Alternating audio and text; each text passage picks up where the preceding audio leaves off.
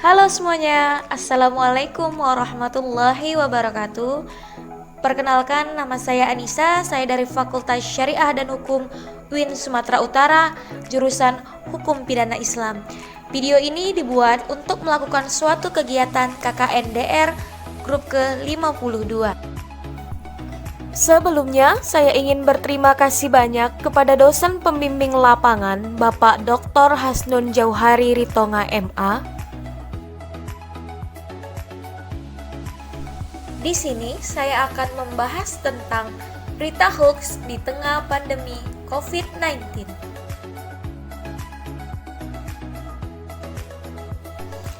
Internet saat ini sudah menjadi kebutuhan primer bagi manusia, dikarenakan hampir semua kegiatan manusia zaman sekarang berkaitan dengan internet.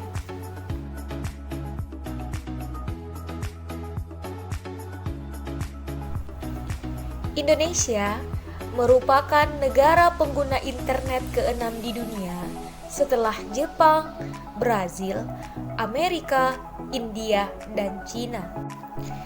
Dengan pengguna aktif internet sebanyak 88,1 juta pengguna internet. Sehingga tidak heran masyarakat menggunakan internet sebagai sumber informasi. Apalagi di tengah pandemi COVID-19 seperti sekarang ini, rasa takut dan panik membuat banyak orang lebih rapuh dan mudah percaya pada berita hoax.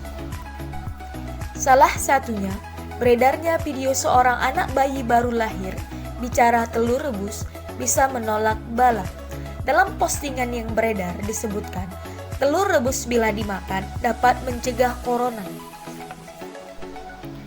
Berita bohong atau hoax adalah informasi yang sesungguhnya tidak benar, tetapi dibuat benar seolah adanya.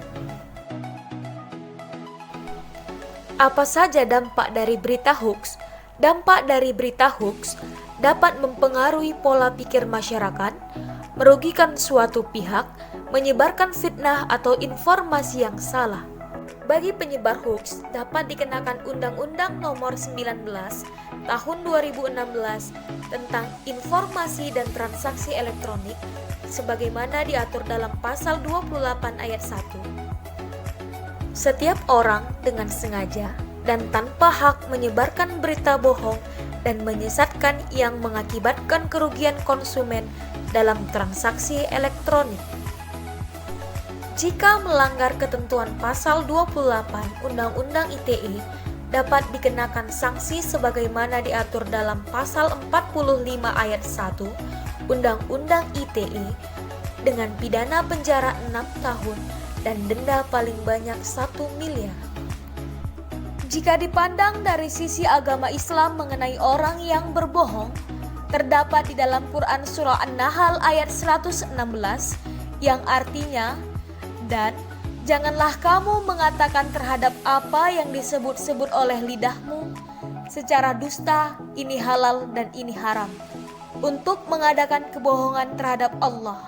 Sesungguhnya, orang-orang yang mengada-ngadakan kebohongan terhadap Allah tiadalah beruntung. Berita hoax dapat dihentikan penyebarannya jika masyarakat lebih teliti dahulu sebelum menyebarkan suatu berita atau suatu informasi yang belum tentu benar adanya.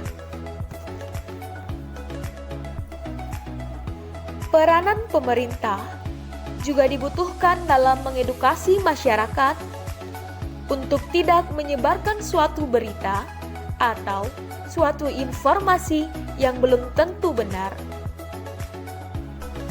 Dari pemaparan tersebut dapat disikapi, jadilah pengguna media sosial yang cerdas, selektif, dan berhati-hati akan segala berita dan informasi yang tersebar.